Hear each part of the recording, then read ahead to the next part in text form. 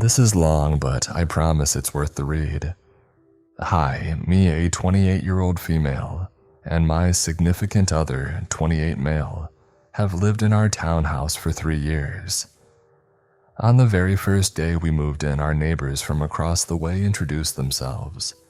They are empty nesters in their late 50s, very warm and welcoming immediately, told us if we need anything to let them know, all that stuff. One of the first things the wife, we'll call her S, said to us upon meeting was, "I'm really into nature, so I look outside to look at the wildlife a lot. That's also why we have cameras facing the street." We didn't think too much of it at the time, but now looking back, this should have really freaked us out, especially considering we live in freaking suburbia where the closest thing to nature is a squirrel or a rogue coyote. The husband works from home and he's not the issue in this situation. It's the wife. S is disabled and can't drive and is a hermit. They never leave the house, literally home 24/7. We learned almost immediately that looking at nature was actually code for being an extremely nosy neighbor that borderlines being a peeping Tom. Our places are reverse mirrors of the other house across a narrow street, close enough where I could throw a rock and almost hit their house. Both houses are on the second story with garages underneath, so we have a clear view of each other.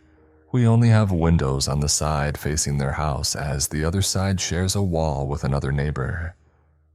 S is stationed primarily on the couch in front of their patio door 24/7. If anything happens outside, she literally runs to the patio window and stares out with her face pressed to the glass. Doesn't matter if it's a car, a neighbor walking their dog, or a freaking delivery truck. She is always there, watching. We kind of brushed it off at first that she's just bored and probably stir crazy being at home constantly. But over time I started getting really annoyed, whereas my SO brushed it off and said she's harmless. But the closer we got to these neighbors, the worse it's gotten, and the more creeped out I've become. I say close in quotes because all that means is that S added me on Facebook and we exchanged numbers as she's offered to let our guests park in her driveway and to let us know if her camera spots a coyote since we have a little dog. Like most boomers, she comments and likes every single thing I post on Facebook almost immediately. Okay, not a huge deal, whatever, but I'll post a vacation pic and she'll comment makes sense why you're not home, or a picture of us outside and she'll say, "Oh, that's why you were out there." Just like weird stuff. This next part may not be really important to the story, but to me emphasizes a boundary crossing. A few months after we moved in, S messaged me on Facebook that the place her and her husband go camping every summer is actually a nudist camping ground. It's called Ponderosa Sun Club for anyone curious. She sent the link and said, "Let me know what you think." S also casually brought up in a conversation once that they do tasteful boudoir photo shoots pretty early on into meeting them as well. Not judging, they can do what they want. But it rubbed me wrong that she told me as our relationship isn't like that. We still aren't sure what she meant by that. Let me know what you think, if it was to see if we were accepting and wouldn't judge, or if we were interested. To be frank, they are a kooky, nerdy, frumpy couple in their late 50s. My SO and I are decently good-looking people. The few friends we told about this joked and said maybe they have the hots for us. She also primarily wears a t-shirt only that barely falls past her butt. But back to the peeping Tom aspect. Like I said, she's constantly looking out the window. I can park my car in the street illegally for a few seconds to grab something, and she'll text me before I can even get inside that I can use her parking spot if need be. She'll text me if I'm home from work on a day I usually work to ask if I'm okay. She watches us all day put up our Christmas lights or if I'm vacuuming my car in the driveway. She will wait until I'm outside watering my plants to run out and water hers at the same time too. We can't even enjoy our patio because she just stares at us the whole time. The biggest thing that really sucks is that I'm a houseplant hobbyist and I was so excited to move here as the windows are all south facing, which is wonderful for my plants. But if I keep the blinds open, it gives her full view of our place. We put up a sticker privacy glass on our bedroom windows, so we could at least enjoy opening the blinds in the morning. Her one camera literally sits on a windowsill, just facing our house. Last winter, I found that she had a hidden nature camera by where we always walk our dog on public property, and I got so mad that I flicked it off and buried it in snow. Then I noticed a few days later the windowsill camera was changed to turn down towards the street, but now it's back on our house. For God's sake, when I looked at our houses on Google Street View, you can literally see her standing in the window staring at the Google car, like she's just always there. I've been getting more and more furious about this and feel like a spectacle in my own damn house. The final straw was yesterday when my SO and I pulled in the driveway. I walked immediately into the house with my back facing their house the whole time. I was wearing a mask because I felt sick. Before I could even walk up the stairs, S texted me asking what was wrong and if I needed anything like soup or ibuprofen. I just burst into tears. I feel so violated in my own home and I don't know how to set a boundary with her or that it's even possible. My SO and I even hypothesized that maybe S telling us about her nature watching in the first few sentences of us meeting was because something happened in the past of one of the previous tenants getting pissed at her being so nosy. They own their townhouse and we just rent ours. I love our place. Rent is affordable, location is great, everything. Besides her, I genuinely don't know what to do or what to even say to her without it being awkward. It really doesn't help that at the end of the day she is very kind. One time they were at the nudist colony, so I was getting her mail and she gave me a $100 Visa gift card as a thank you. Her husband has jumped my car when my battery died. She's gifted me flowers for my patio. Her kindness has prevented me from blowing up at her, but I'm at my wit's end and I really don't want to move.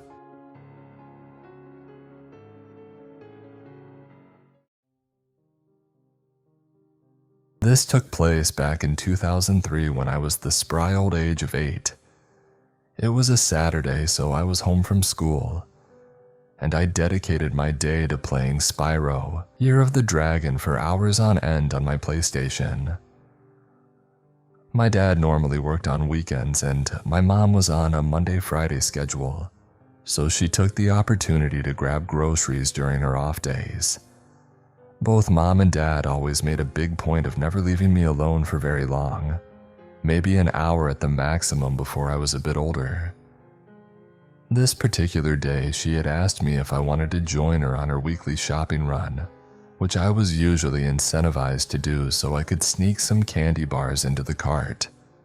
But that day I was really vibing with Spyro. I asked her nicely if I could please stay so I could finish my game. And without much protest, she agreed as long as I did my chores. That sounded like a deal to me, so I happily accepted, and she was on her way. No more than 10 minutes after she had left, I heard our front door open and shut. My initial thought was that maybe mom had forgotten her sunglasses or something, so I stayed in my room a bit longer since I was mid-game anyways. About 60 seconds later, I heard cupboards opening and shutting, and I noticed that the footsteps seemed a bit heavier than my mom's. At this point, I figured Dad had come home from work unexpectedly, so I paused my game and went into the kitchen to see what was happening. When I walked around the corner, I froze completely. Before me stood a gigantic, strange man that I had never seen before. He was pouring himself some coffee out of our pot that was still heated from a couple hours prior. My memory may not be serving me correctly, but I remember thinking he was the largest guy I'd ever seen. I'd estimate he was around 6'5" and must have weighed a solid 280 pounds. Within moments, he noticed my presence. "Hey, little man," I remember him saying in a strangely calm demeanor. "Just grabbing a little coffee before I head back to work." He must have been in his 50s or so and had a long gray beard mustache combo to boot. He also wore one of those throw-over yellow safety vests that construction workers wear on the job. Every fiber of my being wanted to nope the F out of there, but his tone was strangely calming. He seemed genuinely nice, despite being a complete stranger that I knew for a fact was not supposed to be in our home. I managed enough courage to ask him what he was doing here. He responded by saying he was a friend of my dad's and he was just popping in for a quick sec. In retrospect, I should have questioned him further, but I was already pretty disturbed by the randomness of it all. So I just said, "Okay," and returned to my room where I promptly locked the door. A few minutes passed while he presumably finished his coffee. After that, he knocked on my door and left me with, "I'm headed out for now, sport. Tell your dad I said thanks for the coffee and I'll see him Monday." He then immediately left through the front door again, and I watched him walk down the street and out of sight from my bedroom window. About half an hour later, my mom returned from the store and I was quick to tell her about what happened. As you'd imagine, she was completely and totally freaked out by the ordeal. She made 2 calls, first to my dad's workplace to talk to him and then to the police. For what it's worth, my dad is an engineer and worked in a relatively small tool and die shop, so I don't think any of his co-workers would have been wearing construction vests. After relaying my description of the man to my dad, he confirmed that there was no way in hell it was any of his friends, and the police were promptly called after that. I gave a short statement to a police officer that showed up to the house in order to try to identify the man, but we never received any updates after that. My mom swears that she locked the door as she always does when she left. So either it slipped her mind or the guy somehow unlocked it on his own without using any sort of brute force. We ended up investing in a pretty high-end home security system for extra assurance. And thanks to that guy, I never got out of going to the store with my mom again.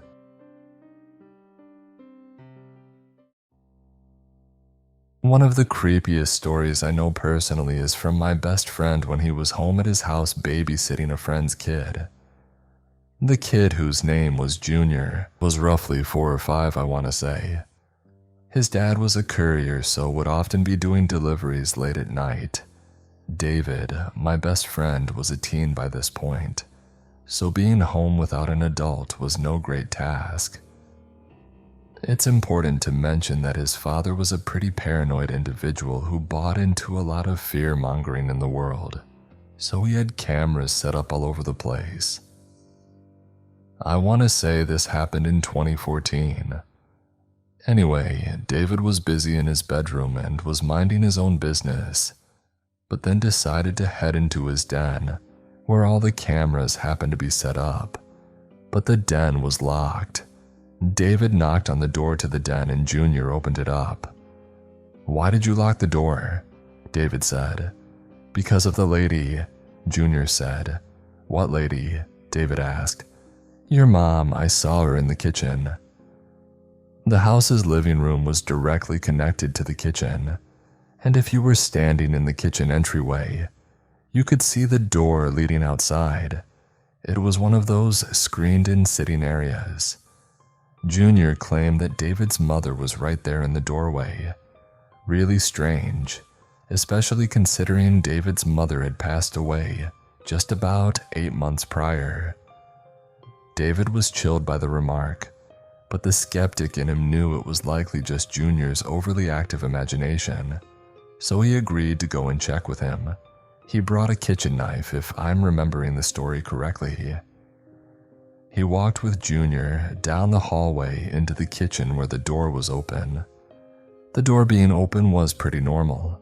It was a hot summer day and the house trapped a lot of heat. David stepped out onto the screened sitting area and looked left down the ramp his mother used to use to get outside. Nothing. He looked to the right, seeing the length of the yard. Nothing. Junior was insistent that there was someone there, which is strange, considering usually in situations like these, kids tend to feel better after you poke around for them. David couldn't calm him down. Junior was certain. He kept saying, "I saw your mom, she was here." So David bargained with him. "Everything's recorded on the cameras, so we'll just look on them and we'll know for certain whether someone was there or not." So they sifted through the cameras, and David looked for a timestamp around when Junior claimed that his deceased mother had shown up. He stared down all the cameras as the timer ticked on, and nothing showed up. But suddenly, he watched as the camera showed a figure enter his backyard from the front by pulling the latch. An old woman, at least in her mid-60s, confidently walked into their backyard. She had a cloth grocery bag in her hand. She headed up the ramp and stood in their screened sitting area for a few moments. She then reached for the door to the kitchen, cracking it open. Then she brazenly stepped inside. After some time, Junior saw her in the kitchen and headed to David to tell him. Based on the camera's timestamp, she stood in the kitchen for at least 10 minutes. The absolutely insane part is, she left as David went to investigate with Junior. The camera footage showed him looking around and her leaving as he looked around. When he looked left down at the ramp where she'd come up, she had already wrapped around and actually took the long way around through the length of the yard. When he looked right, he quite literally just missed her. It was genuinely a matter of maybe a half second. Someone wandered right into his backyard and right into his kitchen, then stood there for 10 minutes in his kitchen doing God knows what. Nothing was stolen, nobody was harmed or anything. Well, anyway, the night went on and nothing came of it. Me personally, I would have phoned the police, but David wouldn't. I think there's a chance that his dad may have had some guns that were acquired through perhaps some non-reputable methods. They were locked away from everyone, whatever small comfort that is, haha. So David's instinct was that his dad would likely be furious about the police being called. Well, anyway, some time passed. Days, weeks, who knows. I'm not even sure how this information came about, but somehow David was told by either a family member or a staff member that the old woman that wandered into the house had dementia and had an episode and just sort of found herself there by a string of coincidences.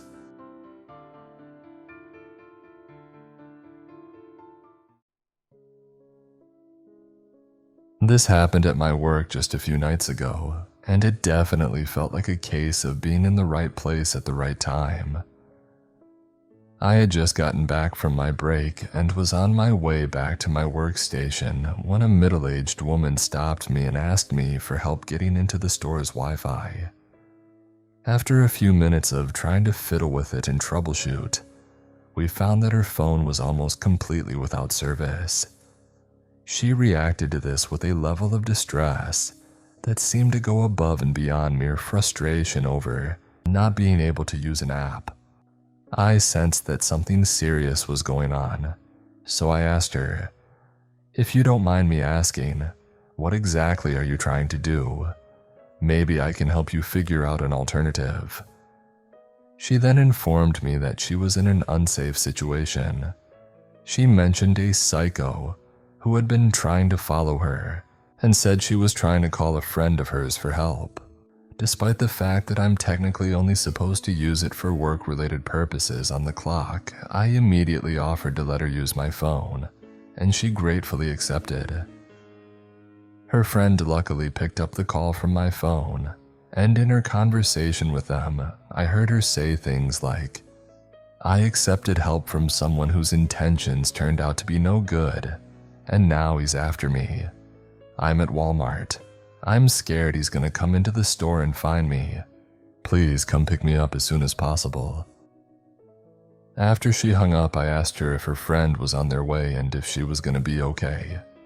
She said yes, so I made my way to my workstation after wishing her well. Around 10 minutes later, I saw the woman again passing by my work area, this time with a man. I hoped and prayed that the man was her friend and not her harasser. About another 15 minutes later, the two of them came through my line to check out. I looked for an opportunity to pull the woman aside and discreetly ask her who the man with her was. But before I could do so, an old bald man in a grimy corduroy jumpsuit approached both of them and began very insistently trying to get the woman to go to his car. The man, who I now realized was indeed the woman's friend, stood between the woman and the creep and firmly told him that she would not be going with him. The creep was persistent, and the friend basically had to tell him to screw off before he got the hint and fled. I turned to the woman and spoke up. "I take it that was the guy who was bothering you? Damn, he even looked like a creep. Are you okay now?" The woman nodded and thanked me for my help in getting her in touch with her friend. She then turned to her friend and explained, "She's the one who helped me by letting me use her phone." Her friend turned to me with a smile and asked, "That was you, huh? With your out-of-state number? Well, thank you for helping her. She's a dear friend of mine." I smiled back and assured them both that I was happy to help and glad they were both okay. They finished checking out and I saw them leave the store without any further troubles. I'm glad I was able to play a part in ensuring her safety.